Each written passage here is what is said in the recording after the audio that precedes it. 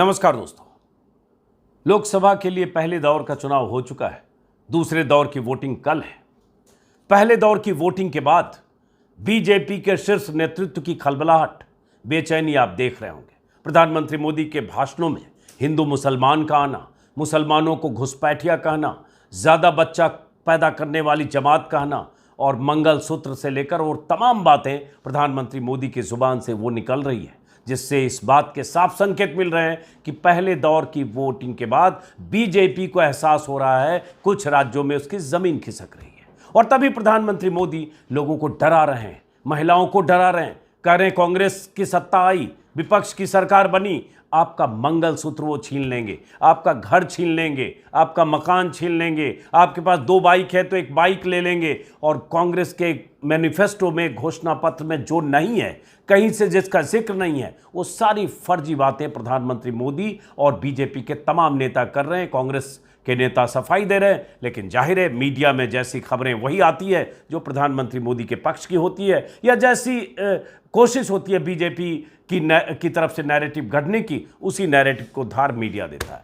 अखबारों में तरह तरह के विज्ञापन, अब बड़े बड़े विज्ञापन प्रधानमंत्री मोदी की शान में कसीदे पढ़ते हुए, मोदी सरकार के 10 साल में जो हुआ उसका जिक्र और अगले 5 साल में क्या करेंगे, विज्ञापन अखबारों में छप रहे हैं। खबरें तो उसी तरह से है ही। कांग्रेस का मंत्र है जिंदगी के साथ भी, जिंदगी के बाद भी, और कांग्रेस आई तो कैसे आपकी संपत्ति छीन लेगी, आपकी संपत्ति लूटना चाहते हैं, और ये सब तमाम बातें प्रधानमंत्री मोदी की तरफ से की जा रही है। और ये विज्ञापन, जैसे मैंने कहा, वो विज्ञापन, तो ये सब खबरें आप देख भी रहे होंगे। लेकिन एक खबर आज के एक अखबार में छपी है, हो सकता है आपके यहाँ जो अखबार पहुंचा होगा उसमें भी होगी, कल देर शाम कुछ वेबसाइट पर भी दिखी। वो खबर जिस शक्ल में चैनलों पर दिखनी चाहिए शायद दिखेगी नहीं, वो खबर जिस शक्ल में आप तक पहुंचनी चाहिए शायद पहुंचेगी नहीं। वो खबर क्या है? आज के दैनिक भास्कर में पहले पन्ने पर छपी है। भास्कर एक ऐसा अखबार है, कभी कभी ऐसी खबरें छाप भी देता है।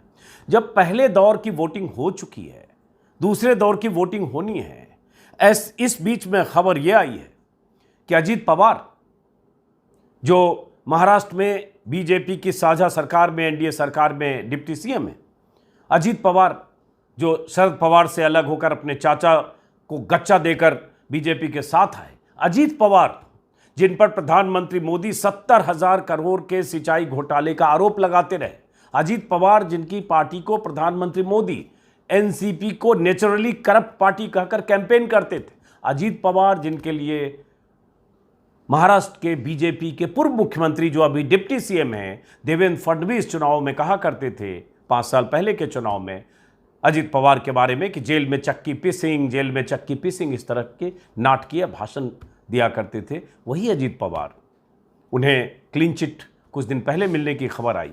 अब खबर आई है कि अजीत पवार 70,000 करोड़ के घोटाले में राहत के 9 महीने बाद अब अजीत पवार की पत्नी और अजीत पवार को एक क्लीन चिट एक मामले में मिली है। खबर यह 25,000 करोड़ के बैंक घोटाले में भी अजीत पवार और उनकी पत्नी को क्लीन चिट, और ये क्लीन चिट तो मिलना ही था, वैसे कोई नई बात नहीं है। बहुत सारे ऐसे विपक्ष के नेताओं के नाम सामने आते रहते हैं जो बीजेपी के पाले में गए और उन्हें क्लीन चिट मिली, बेदाग हो गए, या उनके खिलाफ जितनी फाइलें थी डीसी व इनकम टैक्स की, वो सारी फाइलें कोल्ड स्टोरेज में रख दी गई।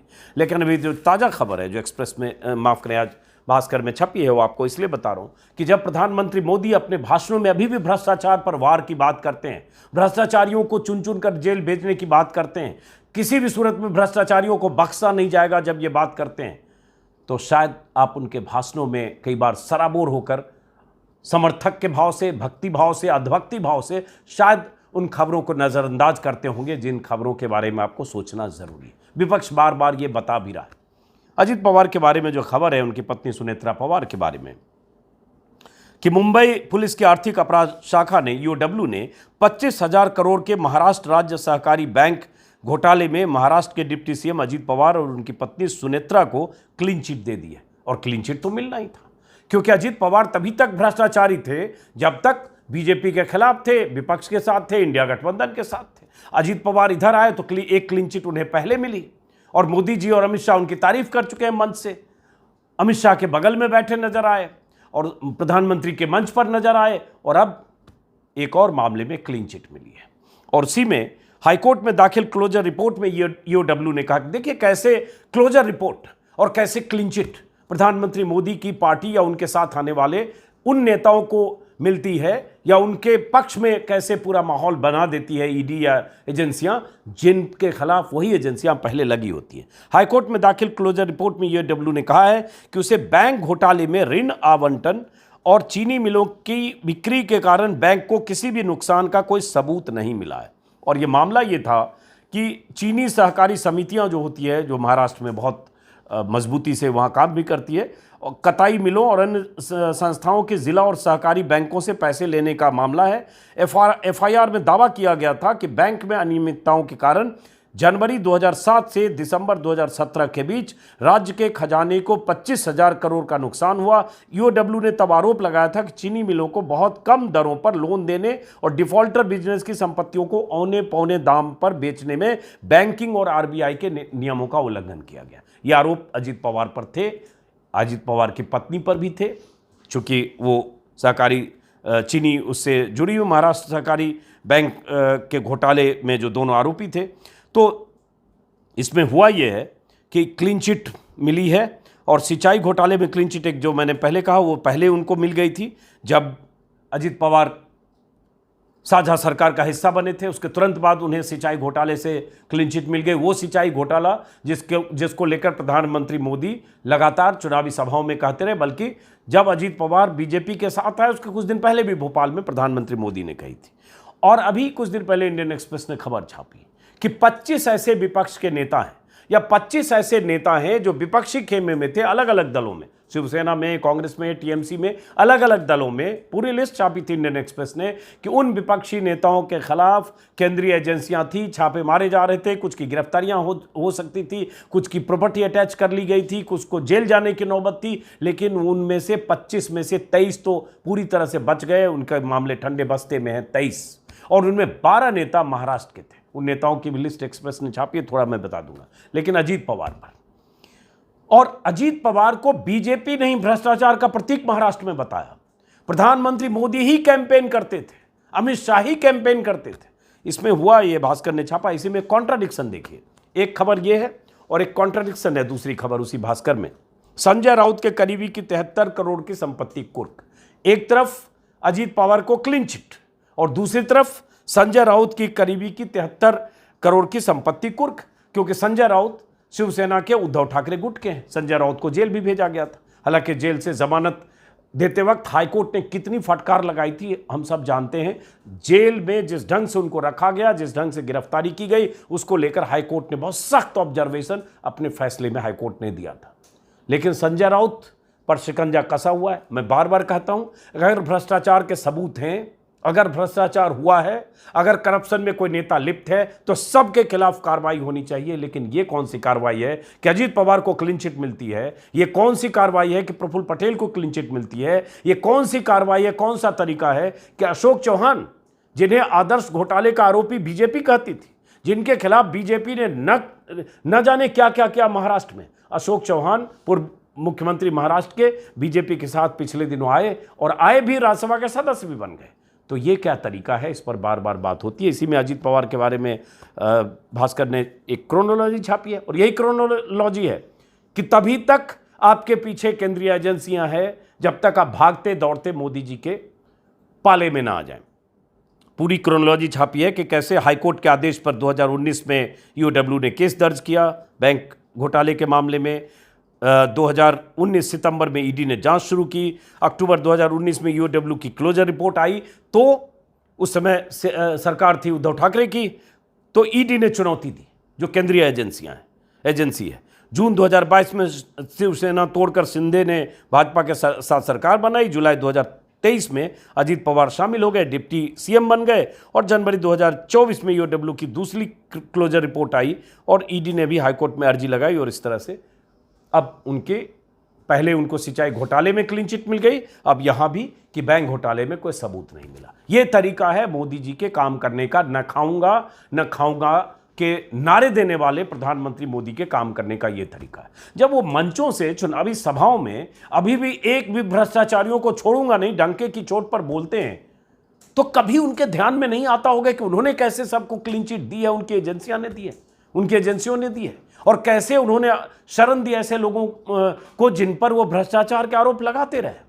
और बीजेपी नेताओं के मंच पर अब वही बैठे हैं, सत्ता में साझेदार हैं। कोई असम में मुख्यमंत्री है, कोई महाराष्ट्र में डिप्टी सीएम है, कोई राज्यसभा सदस्य में अशोक चौहान आ गए, कोई नवीन जिंदल, जिन पर इतने आरोप कोल ब्लॉक घोटाले के दौरान लगे। वो नवीन जिंदल कांग्रेस से सांसद रहे, कुरुक्षेत्र में पिछली बार चुनाव हार गए थे, इस बार वो बीजेपी में आए और उसके बाद अगले ही दिन कुरुक्षेत्र से टिकट पाए, और उसके बाद बीजेपी का फटका पहनकर कुरुक्षेत्र से चुनाव लड़ रहे नवीन जिंदल।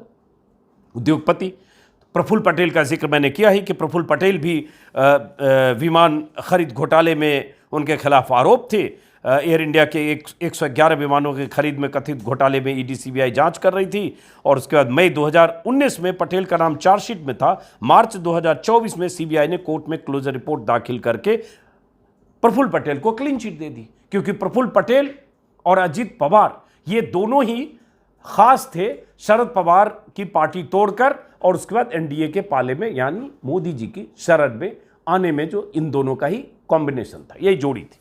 तो ऐसी लंबी लिस्ट है, इसको कभी न कभी तो दिमाग से सारे जाले साफ करके उस मोदी समर्थक होने का, भक्त होने का, अंधभक्त होने का, या हर सूरत में कि मोदी हैं तो गलत हो ही नहीं सकता, कभी तो दिमाग के जाले साफ करेंगे कि हो क्या रहा है देश में, भ्रष्टाचार के नाम पर क्या हो रहा है। इलेक्टोरल बॉन्ड क्या था? इलेक्टोरल बॉन्ड इतना बड़ा घोटाला था जिस पर पर्दा डाल दिया गया। और इलेक्टोरल बॉन्ड तो शुक्र है सुप्रीम कोर्ट का कि सुप्रीम कोर्ट ने इलेक्टोरल बॉन्ड को न सिर्फ खारिज किया, रद्द किया, पूरी तरह से उसको असंवैधानिक बताया, और एकदम इलेक्टोरल बॉन्ड के जरिए जो आगे कुछ सालों तक हजारों करोड़ की उगाही होती उसको बंद किया। लेकिन इलेक्टोरल बॉन्ड का मामला दब गया।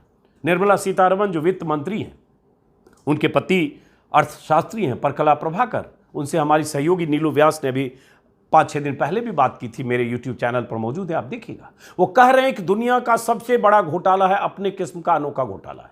राहुल गांधी तो बार बार कह ही रहे हैं कि ये वसूली रैकेट था, एक्सटॉर्शन रैकेट था, जिसके मुखिया प्रधानमंत्री मोदी थे, या प्रधानमंत्री मोदी के नेतृत्व में ये एक्सटॉर्शन रैकेट चल रहा था, और चला कई सालों तक। हजारों करोड़ उन कंपनियों ने दिए जिन कंपनियों का मुनाफा संदिग्ध है, जिन कंपनियों का ट्रैक रिकॉर्ड संदिग्ध है, या जिन कंपनियों के पीछे एजेंसियां थी, या जिन कंपनियों को ठेका मिला धंधा देने के बदले। उस पर विस्तार से बहुत बार बात कर चुके हैं, इसलिए उस पर नहीं जा रहे हैं। लेकिन अभी से लेकर आखिरी दौर के चुनाव तक लगातार प्रधानमंत्री मोदी भ्रष्टाचार पर फिर बात करेंगे। उसी बीच हो सकता है कोई और क्लीन चिट की खबर आ जाए। पहले भी मैंने वीडियो में बताया था, चूंकि महाराष्ट्र का जिक्र हुआ और सबसे अधिक ऐसे 12 नेता महाराष्ट्र में ही थे। हसन मुश्रिफ का जिक्र बार बार होता है, एनसीपी में थे, 2023 में बीजेपी गठबंधन में आए। शुगर मिल घोटाले में उन पर भी आरोप था, मनी लॉन्ड्रिंग के मामले में ईडी जांच कर रही थी। फरवरी 2023 में ईडी ने मुश्रिफ के ठिकानों पर छापे मारे, और जुलाई 2023 में, मतलब 4 महीने बाद हसन मुश्रिफ चले आए अजित पवार के साथ एनडीए में, और उसके बाद केस कहाँ है किसी को नहीं पता। ऐसे भावना गवली हैं, यवतमाल की सांसद हैं, उनके खिलाफ भी जांच चल रही थी। ईडी और केंद्रीय एजेंसियों की छापे भी मारे जा रहे थे, गिरफ्तारी भी उनके करीबी की हुई थी, उनकी भी गिरफ्तारी हो सकती थी, आ गई, इस पाले में बच गए। एक पूरी क्रोनोलॉजी ऐसे लोगों की है, यामिनी यशवंत जाधव और बहुत सारे लोग, मैंने पहले भी कई बार विस्तार से, प्रताप सरनायक जो सेना के विधायक रहे, उद्धव गुट के, गिरफ्तारी हो सकती थी, उन पर छापे उनके ठिकानों पर मारे जा रहे थे। उद्योगपति हैं, शिंदे के साथ आए, और वो तो पहले जाना चाहते थे कि उद्धव ठाकरे को उन्होंने चिट्ठी लिखी थी कि आप प्रधानमंत्री मोदी के साथ जाइए, वरना हम लोगों का जीना मुश्किल होगा। इस पर विस्तार से मैंने पहले भी वीडियो बताया। उनके खिलाफ भी कई तरह की जांच चल रही थी। वो कह रहे थे कि बीजेपी से पैचअप करिए उद्धव ठाकरे को। उद्धव ठाकरे पैचअप करने को तैयार नहीं हुए, तो वो शिंदे के पाले में गए, और उसके बाद प्रताप सरनायक भी सुरक्षित है। तो ये खबरें छिटपुट छपती है, लेकिन चैनलों पर उस तरह से चर्चा नहीं होती, डिस्कोर्स के जरिए आप तक ये बातें नहीं पहुंचाई जाती, ऐसी बहसें नहीं होती जिसमें प्रधानमंत्री मोदी से सवाल पूछा जाए कि ये सब लोग कैसे बचकर निकले। ऐसा कैसे मुमकिन है कि अगर सिंचाई घोटाले में आरोपी थे तो आपके साथ आते ही कैसे क्लीन चिट मिली, और अजीत पवार और उनकी पत्नी को 25,000 करोड़ के इस घोटाले में अचानक क्लोजर रिपोर्ट कैसे दाखिल हो गया, और कैसे क्लीन चिट मिल गई।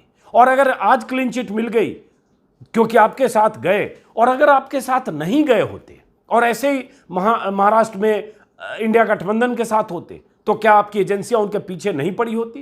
क्या प्रधानमंत्री मोदी, अमित शाह चिल्ला चिल्लाकर अपनी सभाओं में, रैलियों में अजीत पवार का नाम सिंचाई घोटाले से लेकर बैंक घोटाले के लिए नहीं ले रहे होते? ले रहे होते। लेकिन जैसे जैसे पाला बदलते जाते हैं, जैसे जैसे बीजेपी की वॉशिंग मशीन से गुजरते जाते हैं, बस उन नेताओं को क्लीन चिट मिलती जाती है और उसके बाद अखबार में तरह तरह के विज्ञापन, जिसमें भ्रष्टाचारियों को सबक सिखाने की भी बात किसी विज्ञापन में हुई। फिलहाल मैं आज का विज्ञापन देख रहा हूँ, अगले 5 साल में क्या करेंगे। इसमें बहुत सारी बातें हैं।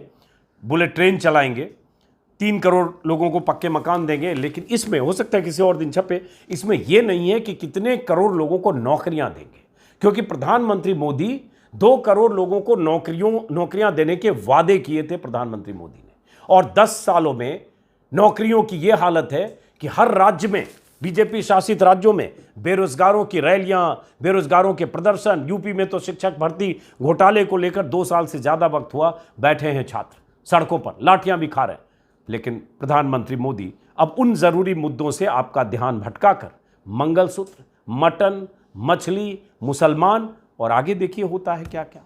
अब आपको उसके ट्रैप में रहना है या आपको पुनर्मूल्यांकन करना है कि जो कहा जा रहा है, जो कहा गया था, जो वादे किए गए थे, वो पूरे हुए क्या? और अगर पूरे हुए तो कितने पूरे हुए और कितने नहीं, कितने अधूरे? इस पर आपको सोचना होगा। और सबसे बड़ा मुद्दा महंगाई, बेरोजगारी। क्या महंगाई और बेरोजगारी पर जो वादे प्रधानमंत्री बनने से पहले और बनने के तत्काल बाद नरेंद्र मोदी ने किए थे, वो पूरे हुए? भारत का कोई भी नागरिक, परम मोदी भक्त भी कहेगा कि बेरोजगारी इस देश की सबसे विकट समस्या है। परम मोदी भक्त भी कहेगा महंगाई तो आसमान छू रही है, लेकिन उसके बाद कह सकता है फिर भी मोदी जी ही है ना। तो जरा सोचिएगा ठंडे दिमाग से। फिलहाल इस वीडियो को खत्म करते हैं, फिर मुलाकात होगी। नमस्कार।